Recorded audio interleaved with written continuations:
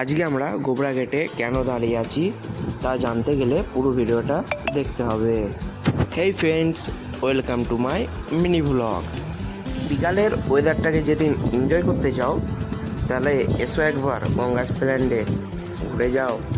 খুব দুদিন ভিডিও দেওয়া বন্ধ হয়ে গেছে বলে কি ভেবেছো ভিডিও করা ছেড়ে দিলাম? গঙ্গা স্প্ল্যান্ডেই ছিলাম ভিডিও এবং ফটোশ্যুট করার লেগে।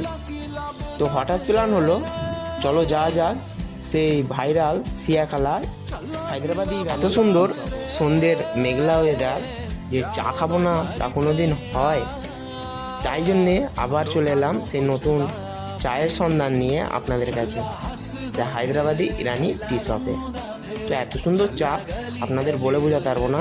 তার মধ্যেই আমাদের পশ্চিম ভাই নিয়ে চলে এলো 3 কাপ। একমাত্র চা লাভার্সরাই বুঝবে চায়ের কি ফিলিংস। তো দেখা হচ্ছে আবার কোনো নেক্সট ব্লগে।